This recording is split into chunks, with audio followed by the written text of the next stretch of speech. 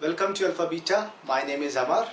मैं आज बात करूंगा उन चीजों के बारे में जो कि बहुत मेजर रोल प्ले करती है आपके अंग्रेजी बोलने में और अंग्रेजी ना बोलने देने में। देखते क्या होता है।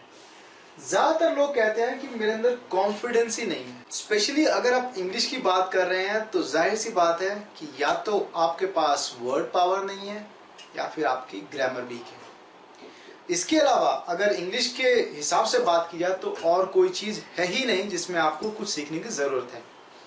या तो आपके पास बोलते समय वर्ड्स कम पड़ जाते हैं, आपको कुछ बोलना होता है बट उसके लिए आपके पास वर्ड्स नहीं होते और जिसकी वजह से आप बोलते बोलते भी रुक जाते हैं। सेकेंड थिंग, आप टेंसेस में वीक हैं। आपको पता होता है कि मुझे ये सेंटेंस बोलना है और जब आप बोलने जाते हैं तो आपको पता नहीं होता कि ये किस टेंस में फॉर्म होगा और उसको मैं किस तरह से बोलूं। यानी कहीं ना कहीं आप टेंसेस के अंदर वीक हो रहे हैं या वीक हैं। अगर हम इंडिया की बात करें तो ज्यादातर लोग, मैं एक अनुमान लगा के बात कर सकता हूं कि 90+% लोगों को अंग्रेजी आती है, क्योंकि सरकारी स्कूल में भी छठी के बाद 6th स्टैंडर्ड के बाद अंग्रेजी पढ़ाना शुरू कर देते हैं और 10th तक आने तक 12th तक आने तक उनको अंग्रेजी की नॉलेज हो जाती है। बट बोलने में प्रॉब्लम कहाँ है? बोलने में प्रॉब्लम सिर्फ इस वजह से आती है कि कॉन्फिडेंस नहीं है कि हमने जो पढ़ा है, जो मुझे आता है, वो मैं सही तरह डिलीवर कर पाऊंगा। सबसे बड़ी प्रॉब्लम यहाँ पर आती है। कॉन्फिडेंस इसीलिए नहीं आ पाता क्योंकि आप या तो वर्ड्स के नाम पे थोड़ा सा हिचकिचाते हैं या फिर आप ग्रामर सोचते हैं कि ग्रामर में मैं कहीं ना कहीं गलत बोल जाऊंगा। कोई बात नहीं, मैं सॉल्यूशन की बात करता हूँ।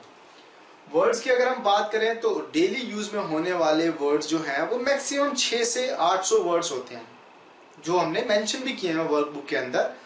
वर्कबुक फ्री में अवेलेबल है, कोई भी डाउनलोड कर सकता है। कोई जरूरत नहीं है आपको एक कोर्स खरीदने की। आप पहले डाउनलोड कीजिए, सारे वर्ड्स याद कीजिए और वो वर्ड्स ऐसे हैं, I can bet on it कि आपने कहीं ना कहीं रोज सुनते होंगे आप। बट जब आप सेंटेंस फ्रेम करने की बात आती है तो वर्ड्स जुबान पे नहीं आते हैं। सेकेंड थिंग होती है ग्रामर। ग्रामर एक बहुत बड़ा पार्ट है। कुछ लोग कहते हैं कि ग्रामर सीखने की जरूरत नहीं है। वेल, अगर मैं अपनी पर्सनली बात करूं तो मेरे हिसाब से अगर आपको ग्रामर नहीं आती तो आप इंग्लिश बोल ही नहीं पाएंगे। मैं एक एग्जांपल लेता हूं बहुत छोटा सा। अगर मैं आपसे ये कहूं कि गाय घास खाता है तो आप हंसेंगे। आप पता क्या बोलेंगे? सर आपको ये भी नहीं पता कि वो फीमेल है और वो खाती है।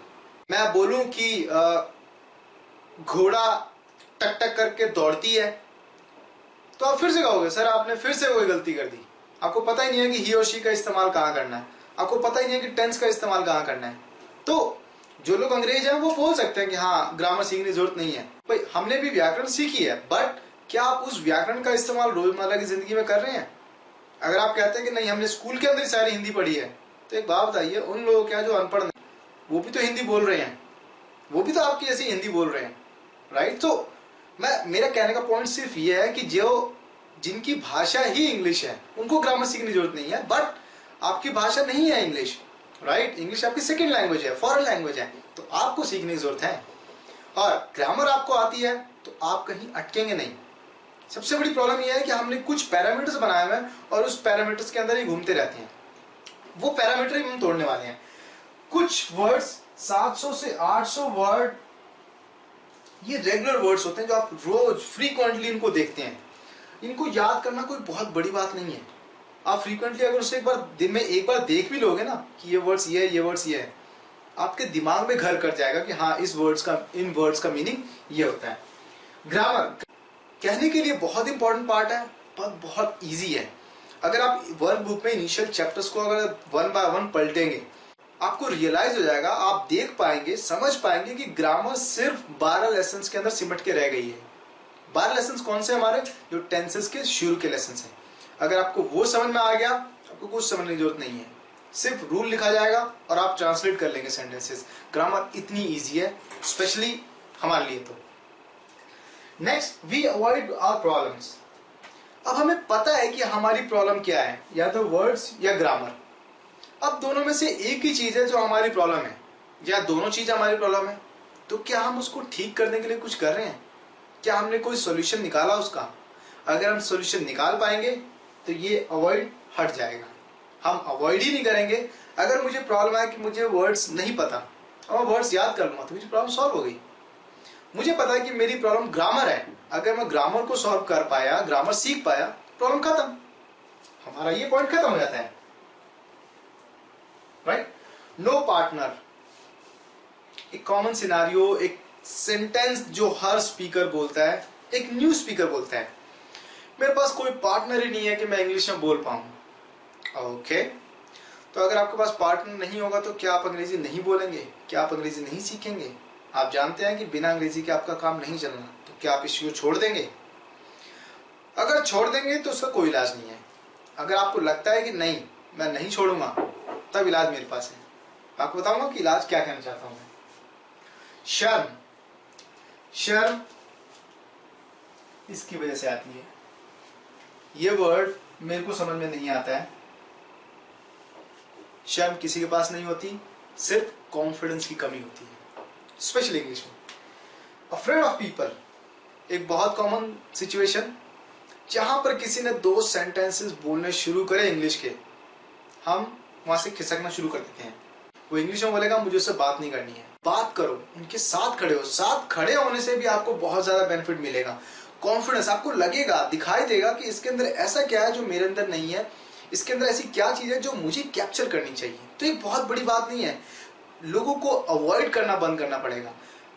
अगर आप थोड़ा मुश्किल फील करते हैं इसमें, तो सबसे अच्छा चैनल है कि आप न्यूज़पेपर पढ़िए, आप न्यूज चैनल देखिए। सबसे अच्छी चीज इंग्लिश मूवीज देखिए। अगर आप इंग्लिश मूवीज आपको कंप्लीटली समझ नहीं आती है तो आप हिंदी मूवीज देखिए जिसमें सब टाइटल्स हो। बहुत बहुत बहुत ज्यादा बेनिफिट मिलने वाला है आपको। जब आप देखेंगे कि वो क्या बोल रहे हैं, उसका ट्रांसलेशन क्या है, वो इतना इजी होता है समझना कि आप बहुत ज्यादा कॉन्फिडेंस आपका बिल्डअप होगा उससे। Next, no times to study. ये बात है सिंपल। अगर आपको सीरियसली लगता है कि आपके पास पढ़ने का टाइम नहीं है तो फिर इसका कोई इलाज नहीं है। बट अगर आपको लगता है कि आप अगर डेली स्केड्यूल से 1 घंटा या आधा घंटा भी निकालना चाहते हैं और सीरियसली और सिंसियरली निकालना चाहते हैं, तो आप अंग्रेजी सीख सकते हैं। कोई बहुत बड़ी बात नहीं है, बट वो 1 आधा घंटा बहुत सीरियस होना पड़ेगा आपको, उसके अलावा कुछ नहीं सोचना पड़ेगा। ये चीज आपको पहले डिसाइड करनी पड़ेगी कि अगर आपको अंग्रेजी सीखनी है तो टाइम डेडिकेट करना पड़ेगा। अगर आपके पास ज्यादा टाइम है तो समझ लीजिए कि you are going to hit bullseye. No time to study, ये मतलब ही नहीं बनता। टाइम सबके पास होता है, हमें मैनेज करना होता है। Next, read Champak and newspaper. ये एक ऐसा फॉर्मूला है, मैं इसे फॉर्मूला नहीं कहूंगा, मैं इसे रामबाण कहता हूं, जो हमेशा लगेगा ही लगेगा। अगर आपने न्यूज़पेपर पढ़ने की आदत डाली है, जैसे कि मैंने आपको प्रीवियस वीडियो में भी कहा है कि आपको सिर्फ न्यूज़पेपर पढ़ना है, आपको समझना नहीं है। समझना इसलिए नहीं है कि एज ए इनिशियल लर्नर आपको बहुत सारी दिक्कतें आएंगी in terms of grammar, in terms of words, जिसका इलाज भी हो जाएगा बाद में। बट सीरियसली आपको शुरू में सिर्फ रीडिंग करनी है, सिर्फ रीड करना है, आपके कान को सुनाना है, आपके कान को आपकी आवाज सुनाई देनी है कि आप अंग्रेजी बोलते हुए कैसा लगता है आपको। अकेले बैठिए, शांत जगह पे बैठिए, अपनी आवाज ही सुनाइए अपने कानों को। आपके कानों को आदत पड़ेगी, आपकी जुबान को बोलने की आदत पड़ेगी, और यहां से आपका आगे बढ़ने का प्रोसेस स्टार्ट होता है। अगर आपको इंजॉय करना है, इंजॉय करने के हिसाब से सबसे अच्छी बुक जो मैं रेकमेंड करता हूं थ्रू आउट इंडिया, मैं सबको रेकमेंड करता हूं कि अगर आप चंपक पढ़ सकते हैं इंग्लिश में, तो इससे अच्छी एक्सरसाइज मेरे हिसाब से कोई नहीं है। क्योंकि चंपक के अंदर आप वर्ड्स भी सीखते हैं, आप टेंसेस वगैरह को भी एक बार ओवरव्यू मिल जाता है आपको। आप देखते हैं जब आप रीडिंग करते हैं, वो बहुत सिंपल लैंग्वेज होती है बच्चों के लिए। और मैं ये मानता हूं कि अगर आप लर्नर हैं, नई चीजें सीख रहे हैं, तो आपको बच्चों की तरह ही सीखना पड़ेगा, क्योंकि बच्चे बहुत सिंसियरली सीखते हैं, राइट। तो ये था हमारा एक कॉमन सा सिनारियो और कॉमन प्रॉब्लम्स जो आप लोग मुझे बताते हैं। ये है मेरा सॉल्यूशन कि आप इसको कैसे ठीक कर सकते हैं। फिर से वही बात, वर्ड्स और ग्रामर सिर्फ 2 चीजें हैं आपको इंग्लिश में बोलने के लिए, और दोनों बहुत आसान है। बट आपको टाइम निकालना पड़ेगा इसके लिए, आपको डिटर्मिन्ड होना पड़ेगा कि नहीं ये मुझे चीज सीखनी है। और आपके लिए बताना चाहूंगा कि we are going to launch an Android app और एक सॉफ्टवेयर जो आपकी इस प्रॉब्लम और इस प्रॉब्लम को सॉल्व करेगा। क्योंकि ये वर्ड्स आपको बुलवाए जाएंगे। ग्रामर तो मैं आपको वीडियोस के थ्रू ही सिखाऊंगा। नेक्स्ट, नो पार्टनर वाली जो सिचुएशन है ये आपकी खत्म होएगी इस एंड्रॉइड ऐप की वजह से, क्योंकि ये एंड्रॉइड आपको वर्ड्स बुलवाने वाला है, आपको सेंटेंस बुलवाने वाला है। जब आप सेंटेंस बोलेंगे तभी आप आगे बढ़ पाएंगे और आप समझ पाएंगे कि जब आपने बोला है वो कितना सही है, कितना गलत है।